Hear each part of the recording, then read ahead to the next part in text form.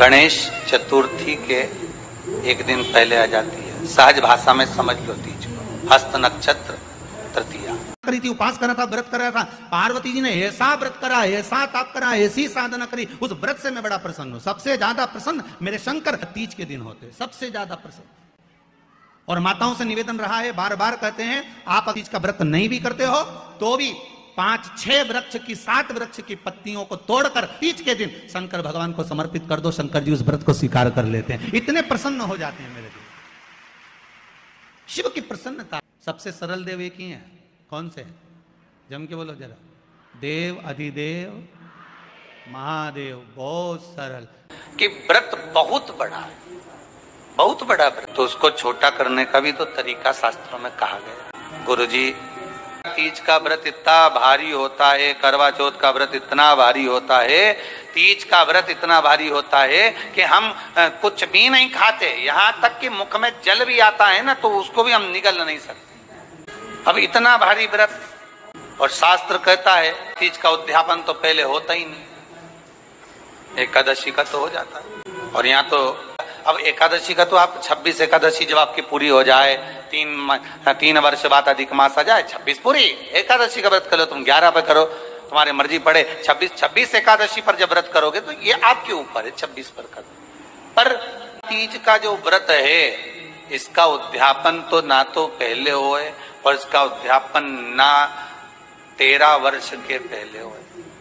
इसका उद्यापन तो जब तक कन्या हो, चाहे स्त्री हो, चाहे नारी हो, चाहे पुरुष हो, इसका अगर उसको उद्यापन करना है तो 13 वर्ष तक तो आपको व्रत करना ही पड़ेगा, उसके बाद ही इसका उद्यापन। नहीं तो कहीं कहीं की माताएं तो बड़ी होशियार सोच के बैठी थी कि अब की साल उद्यापन कर। 13 वर्ष अगर आपके हो गए व्रत करते करते तीज का, 13 वर्ष अगर आपके हो गए भगवान की भक्ति को धारण करते करते, 13 वर्ष अगर आपके हो गए हैं भगवत स्मरण करते करते, उसके बाद में आप बड़े प्रेम से, बड़े आनंद से आप व्रत का उद्यापन करो, कोई मना नहीं। पर यदि आप उद्यापन कर रहे हो और आपका मन है कि मुझे उद्यापन करना ही है, तो 13 वर्ष तक जिस भाव से आप भगवान का व्रत कर रहे हो, साधना कर रहे हो, स्मरण कर रहे हो, उसी भाव से गणेश चतुर्थी के एक दिन पहले आ जाती है। सहज भाषा में समझ लो तीज को। हस्त नक्षत्र, उसमें सबसे ज्यादा जरूरी है तीज का पूजन अगर आप कर रहे हो और इसका अगर आप स्मरण कर रहे हो, तो उसमें सबसे ज्यादा अगर कोई जरूरी है तो शंकर भगवान जहां विराजमान होते हैं उनके ऊपर उनकी 5 कन्याओं का होना जरूरी है। मतलब ऊपर फुलेरा बंधना। फुलेरा का मतलब जानते हो?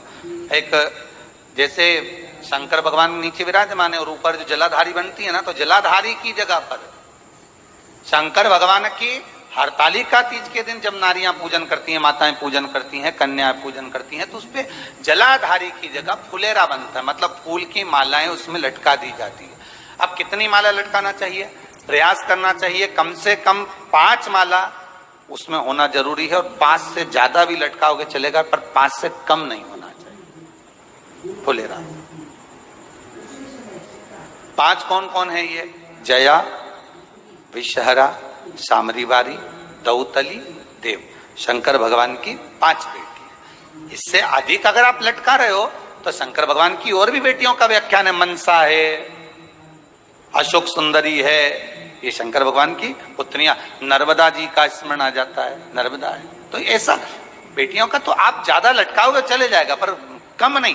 जैसे हरतालिका तीज का जो उद्यापन होता है, उद्यापन में एक सबसे मुख्य चीज क्या होती है कि जो भी आप वस्तु दान दे रहे हैं, जो भी आप वस्तु समर्पित कर रहे हैं, हरतालिका तीज के उद्यापन में जो भी सामग्री आप दे रहे हैं वो 5 होना चाहिए। जैसे फुलेरा का वर्णन किया कि फुलेरा 5 माला से ज्यादा होगा चलेगा, पर 5 से कम अधिक दान।